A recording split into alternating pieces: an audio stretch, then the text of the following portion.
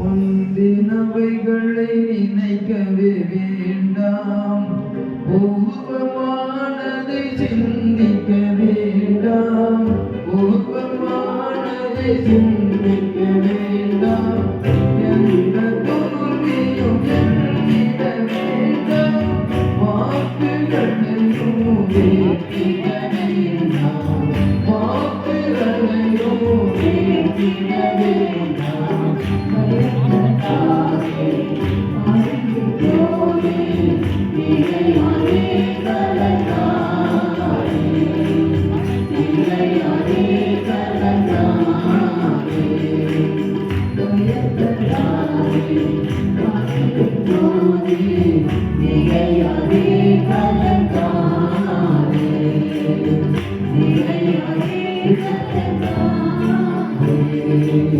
முந்தினவைகளை நினைக்கவே வேண்டாம், பூர்வமானதை சிந்திக்க வேண்டாம், பூர்வமானதை சிந்திக்க வேண்டாம்.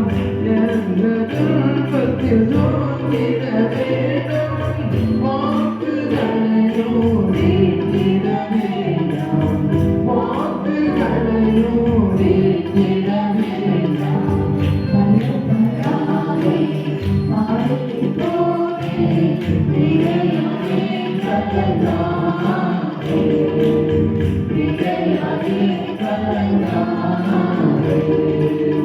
ஒன்றுக்கும் நீ கவலைப்படாதே, என்றும் ஜெபத்தையும் தவற விடாதே, என்றும் ஜெபத்தையும் தவற விடாதே.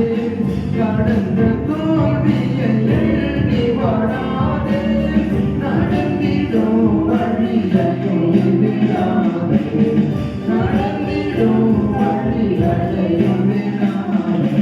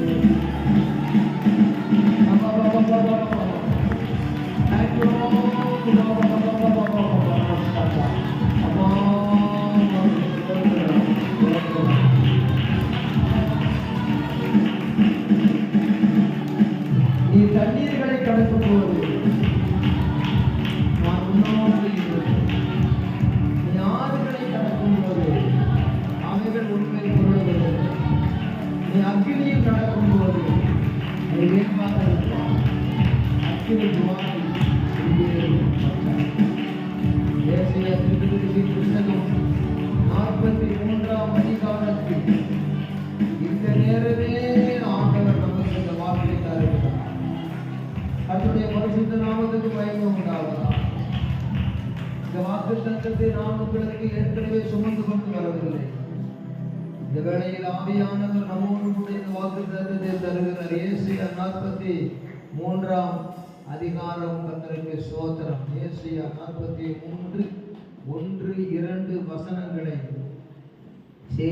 யாராயிரம் வாசிப்போம். இப்போதும் just now, இப்போதும் in this minute, in this second, God is speaking with us. Now time is crossing 12 o'clock. நடு இரவு சாமம்.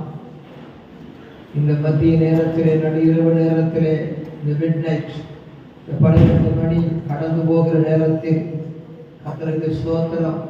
ஹல்லேலூயா. ஸ்தோத்திரம், ஸ்தோத்திரம், ஸ்தோத்திரம், ஸ்தோத்திரம், ஸ்தோத்திரம், ஸ்தோத்திரம், ஸ்தோத்திரம், ஸ்தோத்திரம். கர்த்தர் நம்மோடு கூட அவருடைய கிருபைகளை அருளி நம்மோடு கூட பேசுகிற வார்த்தை, அதுவே நம்முடைய உள்ளத்தில் பிடி, உலகத்தில் கொண்டாட்டத்தின் வெடி, நம்முடைய உள்ளத்திலே வாக்குத்தத்தமோ பிடி. கர்த்தருக்கு ஸ்தோத்திரம் உண்டாவதாக. ஏசாயா 43 1-2 எல்லோரும் சேர்ந்து அவர் கவனிப்போம். இப்போதும் யாக்கோபே உன்னை யாக்கோபே என்ற தேவ ஜனத்தோடு பேசுகிறார்.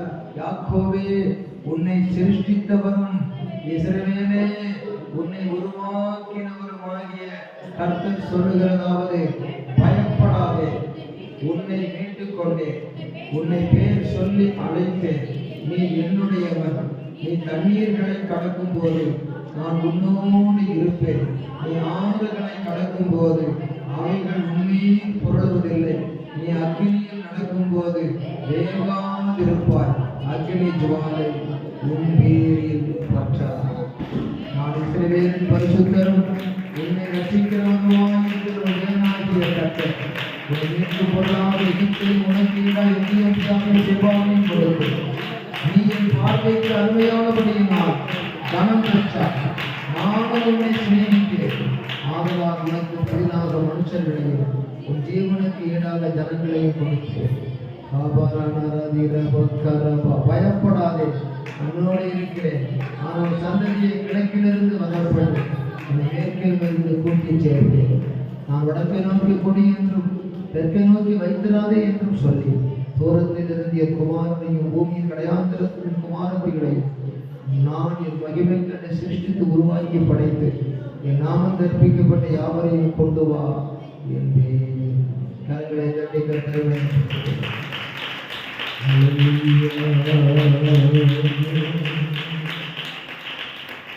வாக்களித்த தேவனை நீ பாடிக் கொண்டாய். வாக்களித்த தேவனை நீ பாடிக் கொண்டாய்.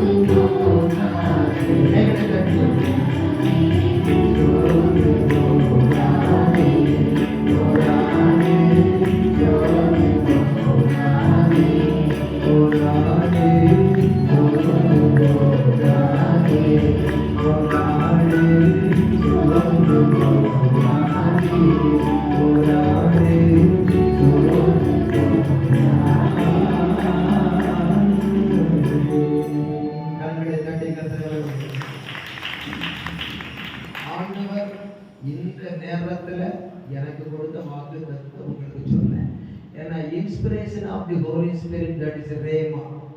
Logos already written in the Bibles. The Bible, so many verses in this Bible that is called Logos. Anal timely word, timely presentation, timely inspiration through the Holy Spirit. நேரத்துக்கு தகுந்ததை கொடுத்ததை உங்களுக்கு சொன்னேன். நான் நினைத்து கொண்டு வந்ததை அல்ல, ஏதோ ஒன்றை அல்ல, கர்த்தர் தந்ததை உங்களுக்கு சொன்னேன். ஆகவே இப்படியாக வருகிற வருஷம் நம்ம கடந்து போகிற வருஷம் மாத்திரமல்ல, இப்படிப்பட்ட பாதைகளை கடக்கிற வருஷமாக இருக்கும். அப்படிப்பட்ட நேரத்துல உன்னோடு இருப்பேன்னு சொன்னார். அல்லேலூயா சொல்லுவோமா? Presence of God. அடுத்தது பொருளாது அப்படின்னு சொல்ற. அப்ப என்னன்னா அதை மேற்கொள்கிறதுக்கு பவர் ஆஃப் காட். அல்லேலூயா சொல்லுவோமா? கர்த்தருக்கு ஸ்தோத்திரம். நீ அக்கினியில் நடக்கும் போது வேகாதிருப்பாய். அக்கினி ஜுவாலை உன்வேறி பற்றாது. protection of Lord. ஆகவே the presence of God in all your situation of your life. ஆறுகளை கடக்கும் போது அவைகள் புரளுவதில்லை. Power of God. ஆறு இழுக்கும், ஆனால் நீந்தி தாண்டி செல்லுவார். ஆகவே கடந்து போக செய்கிற தேவன். Power of God. Presence of God is with us. Power of God is with us. நீ அக்கினியில் நடக்கும் போது வேகாதிருப்பாய். அக்கினி ஜுவாலை உன்மேல் பற்றாது. Protection of God is with us. அல்லேலூயா சொல்லுவோமா? நான் இஸ்ரவேலின் பரிசுத்தரும் இரட்சகருமாய் இருக்கிற தேவனாகிய கர்த்தரை மீட்கும் பொருளாக எகிப்தையும் உனக்கு ஈடாக எத்தியோப்பியாவை சேபாவையும் கொடுத்தேன். நீ என் பார்வைக்கு அருமையானபடியால் கணம் பெற்றாய். நான் உன்னை சிநேகித்தேன், ஆதல் உனக்கு பதிலாக மனுஷர்களையும் உன் ஜீவனுக்கு ஈடாக ஜனங்களையும் கொடுப்பேன். கணம் பெற்றாய். Promotion of the lord, presence of the lord. அடுத்தது பவர் ஆஃப் தி லார்ட். அடுத்தது protection of the lord. Last one promotion of the lord. ஆகவே இப்படியான ஆண்டவர் நமக்கு வாக்களிக்கிறபடினாலே வாக்களித்த தேவனை பாடிக்கொண்டாடுவதில் என்ன சந்தேகம், என்ன அதில் தயக்கம், என்ன அதில் நமக்கு மயக்கம்? எந்தவித கலக்கமும் இல்லை. இதுவே நம்முடைய வாழ்க்கையின் பாதையிலே என்றுமே ஜெயம் கொள்ளுகிற துவக்கமாயிருக்கிறது. கரங்களை துவக்கமாயிருக்கிறது. கரங்களை சொல்லுகிறது. சோர்ந்து போகாதபடி கர்த்தர் நமக்கு வாக்களிக்கிறார் என்றால் கூடவே நடந்த வல்லவராக இருக்கிறார். கர்த்தர் நாமத்துக்கு மகிமை உண்டாவதாக. இந்த வாக்குத்தத்தத்தை இந்த நேரத்திலே உங்களுக்கு கொடுத்தது, அது கொண்டு வந்ததல்ல, நானும் எனக்குள்ளே புதிதாகவே பெற்றுக்கொண்டேன், உங்களுக்கு புதிதாகவே பெற்றுக்கொள்ள செய்தார். அவரே கர்த்தருடைய வார்த்தையை நமக்கு தருகிறார். கர்த்தருக்கு ஸ்தோத்திரம் உண்டாவதாக. ஆகவே கர்த்தர் கொடுக்கிற அந்த நேரத்தில் கொடுக்கிறது உங்களுக்கு கொடுத்துட்டேன். இதுதான் வாக்கு தத்தம். கர்த்தருடைய நாமத்துக்கு மகிமை உண்டாவதாக. இந்த கேலண்டர்ல ஒரு வாக்கு தத்தத்தை ஏற்கனவே ஜெபித்து கொடுக்கப்பட்டதை வாசிக்கிறேன். வருஷத்தின் துவக்கம் முதல் வருஷத்தின் முடிவு மட்டும் எப்பொழுதும் நம் தேவனாகிய கர்த்தரின் கண்கள் நம்மே வைக்கப்பட்டிருக்கும். உபாகமம் 11:12. டியூட்டரானமி 11:12 எடுத்து படிக்கிறோம். உபாகமம் 11:12. பிரதரும் சிஸ்டர் எடுத்து வாசி. உபாகம் 11:12.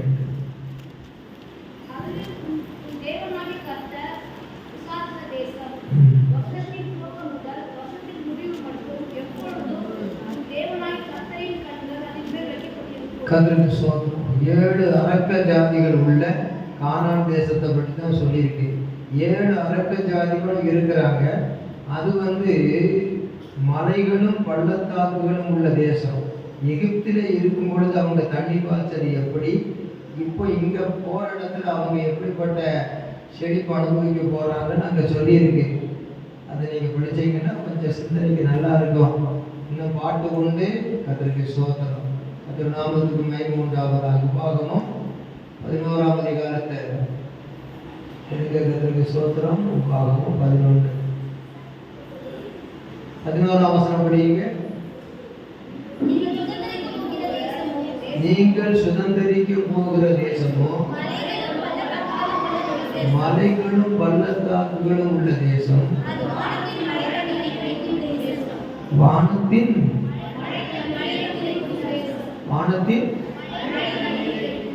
நீங்கள் சுதந்திரிக்க போகிற தேசமும் மலைகளும் பள்ளத்தாக்குகளும் உள்ள தேசம், அது வானத்தின் மழை தண்ணீரை குடிக்கும் தேசம்.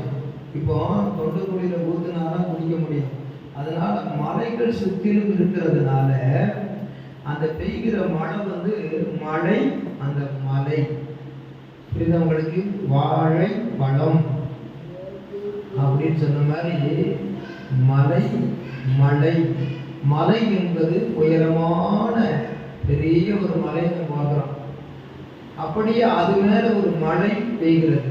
மழை பெய்து மலையில் இறங்கி அப்படியே பள்ளத்தாக்கில் வருது. ஆகவே தான் எருசலேமை சுற்றிலும் பர்வதங்கள் இருக்குமா போல கர்த்தர் தம்முடைய ஜனத்தை சுற்றிலும் இருக்கிறார் என்று 125ஆம் சங்கீதத்தில் சொல்லியிருக்கிறது. கர்த்தரை நம்புகிறவர்கள் என்னென்றைக்கும் அசையாது இருக்கிற சியோன் பர்வதத்தை போல் இருப்பார்கள். எருசலேமை சுற்றிலும் பர்வதங்கள் எப்படி இருக்கிறதோ அப்படியே தம்முடைய ஜனத்தை சுற்றிலும் கர்த்தர் இருக்கிறார். அந்த எருசலேமை தான், அந்த கானான் தேசத்தை தான், அதைத்தான் இங்கே அழகாக சொல்லியிருக்கிறது. ஆகவே நீங்கள் சுதந்திரிக்க போகிற தேசமோ மலைகள் அண்ணாந்து பார்க்குற மாதிரி இருக்கும், உள்ள பார்த்தா நடுவில் பள்ளத்தாக்கு இருக்கும். அப்படிப்பட்ட தேசத்துக்கு போறதுனால நீங்க டைரக்டா வானத்து மலையை பெற்றுக்கொள்ளலாம். சொல்லி குடிக்கும் தேசம் உள்ள தங்கி அப்படியே இருக்கும். எங்க வீட்டுக்கு முன்ன பார்த்தீங்கன்னா அது ஒரு குளம் மாதிரி இடம் கிடைக்குது. ஒரு தண்ணீர் குளம் இருந்த இடம். கர்த்தருக்கு ஸ்தோத்திரம். பின்னால் பார்த்தா இன்னும் அந்த பள்ளமான இடத்துல தண்ணீர் அப்படியே தேங்கி கிடக்கும். அதனால கிணத்துல பார்த்தா எப்பவும் தண்ணீர் நிரம்பி இருக்கிறது. தண்ணீர் உள்ள இடத்திலே தேங்கி நிற்பது சகஜம், இயற்கையினுடைய நிலை. அதுபோல இந்த இடத்திலே பார்த்தால் மலைகள்ல தண்ணீர் பெய்து அப்படியே மலைகளின் மேல் பெய்து உள்ள இருக்கிறதுனால அதை விளக்கி காட்டுற 10ஆம் வசனத்துல, நீ சுதந்திரிக்க போகிற தேசம், நீ விட்டு வந்த எகிப்து தேசத்தை இப்படி இராது, அங்கே நீ விதை விதைத்து கீரை தோட்டத்துக்கு நீர் பாய்ச்சுகிறது போல உன் காலை வச்சு அப்படியே சலக்குன்னு அடிச்சு அப்படியே நீ காலை வச்சு தள்ளி அந்த கஞ்சத்தனமா தண்ணி பாய்ச்சது மாதிரி கிடையாது. இது மழை பொழிஞ்சது உள்ள எல்லாம் இறங்குது, செழிப்பா தேங்கி கிடக்குது. அது குடிக்கிற தேசம், போதும் போதும் சொல்றதுக்கு வரும் அப்படின்னு சொல்ற அப்படிப்பட்ட தேசத்தை, கானான் தேசத்தை சொல்லி 12ஆம் வசனத்துல அது உன் தேவனாகிய கர்த்தர் விசாரிக்கிற தேசம். ஆங்கிலத்தில் எப்படி போட்டிருக்கு? Deuteronomy chapter 11 verse 12. Please read. படிக்க பார்ப்போம். Anybody? Deuteronomy chapter 11 verse 12. The land which the Lord thy God caring for. உன்னை கேர் பண்ண யார் இருக்கிறா? யார் இருக்கிறா உன்னை கேர் பண்ண? இந்த இந்திய தேசத்தை குறித்து நினைச்சு பார்த்தா அதெல்லாம் கானான் தேசம் மாதிரி இருக்குமாங்க அப்படின்னு நினைக்கிறாங்க. கானான் தேசம் 7 அரக்க ஜாதி இருந்தது.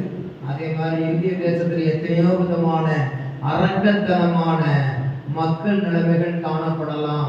அது உலகத்தினுடைய மனித சமூகமோ ஆட்சி செய்யும் மனித சமூகமோ நமக்கு தெரியாது.